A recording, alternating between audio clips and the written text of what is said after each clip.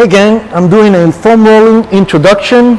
I hope this helps. Foam roller stands for SMR, self-myofascial release. So if you don't have a massage therapist, this is your best bet. The foam roller is used so you can destroy knots that you have in your body. We don't just get them here when we're stressed, but we could get them in the calves, in the glutes from being sitting all day. So right now I want to just cover a little bit of the glute area so you can go back and forth. And your goal is to find areas that are sharp. You're going to notice that while foam rolling and when you go through them, there's going to be little areas where there's going to be a little tender than most areas. So when you find that, you hold it for a little bit and then you move again. Okay, to do the pro firmness, you need to cross your leg this way, come back and forth. And remember, your goal, once again, is try to find those sharp areas. Like right here, I have a little sharp area that I need to foam roll, so I hold it and then I foam roll. Then from there, we're going to move into the other side. You're going to cross the leg, and then you're going to foam roll.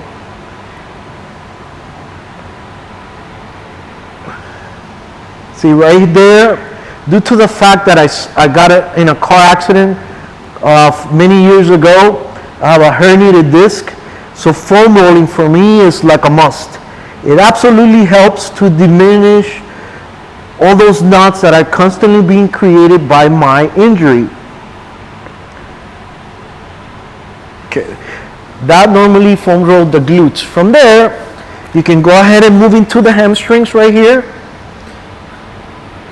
And you get to see firsthand my worst body part.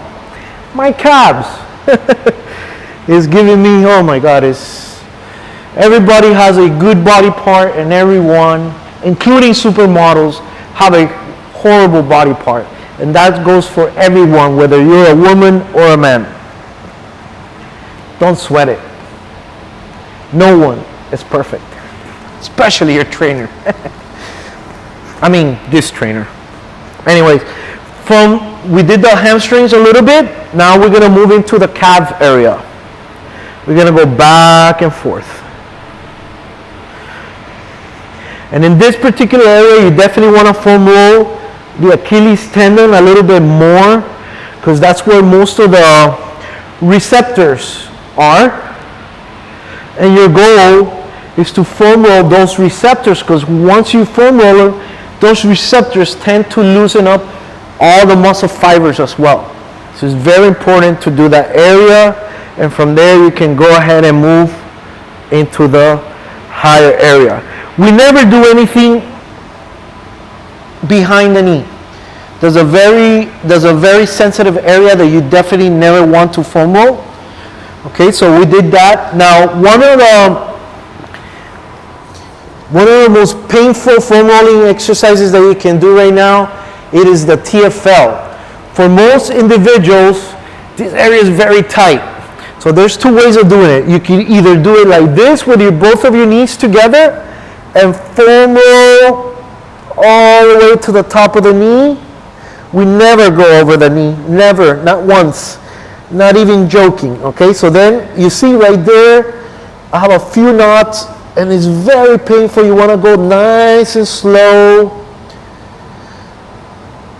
all the way to the top in order to release that. Now another easier way to do it, if the way that with both legs is difficult, it is to bring the leg this way.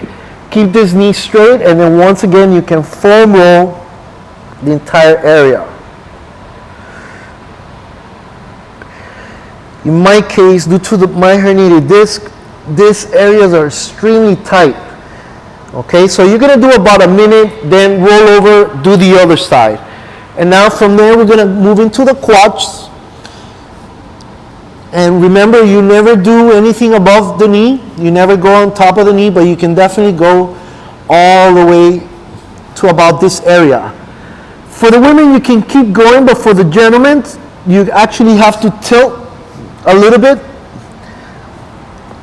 the body so you can foam roll all the way to the hip where the major big tendons are, which is gonna release the muscle fibers from the quad. Same thing from here in this side.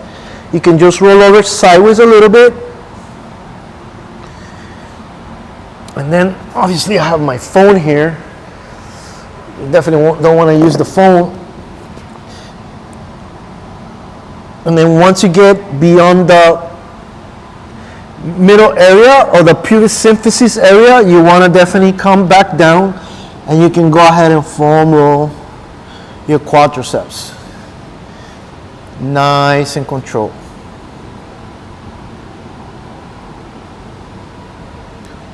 Okay, you want to spend about a minute in each muscle group, okay? From there, we already covered the lower body. We can go ahead now, and this is going to be one of my favorite parts, where we get to foam roll the neck and the upper back, where we accumulate most of our stress. So if you don't happen to have a massage therapist, like I do, this has become my best massage therapist. So you're gonna do a bridging movement, and you're gonna walk one vertebra at a time, all the way down to the base of the skull, where you can then start doing it the opposite way. Start rolling one vertebra at a time, and at the same time, if you can see, I'm walking with my feet, trying, if you get lucky, you get a nice little pop. And then when you foam roll, just bring it down to the rib cage. I've seen many other people foam rolling the lower back. I don't like it. It could be done, but be careful because you can get injured. Okay? So I normally just do the thoracic region all the way up into this area. As you can see, I'm very, very tight. You can roll your head from one side to the other.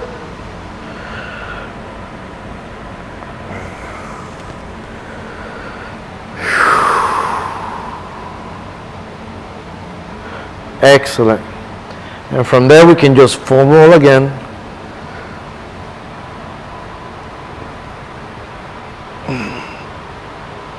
Okay.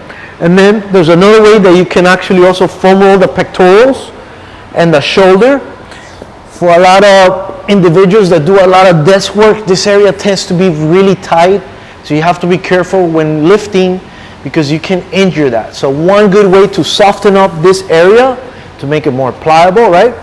It is to just foam roll the pectoral area here, this way. And believe it or not, oof, it feels really tight on me because I lifted about 3 days ago and I worked on my chest. So definitely it's still a little bit sore. And what this does is you could do foam rolling before and you can do foam roller after your workouts. Before, so you can diminish the adhesions and the knots so your body can actually move correctly, and after, to release lactic acid spread. It works as it's a way of stretching as well. You should incorporate this into your training regimen anywhere before your workouts. Most gyms don't have foam rollers, but you can purchase them. They come on 36 inches. I believe the other one, I don't have the right, I believe the other one is 26. And you can buy them on Amazon for under $25. And you can get a nice, decent foam roller that's going to help you a lot. I really hope this helps because I'm only going to take one take on this one. To your health. This is Jose Aguilar coming right from my studio. Have a good one.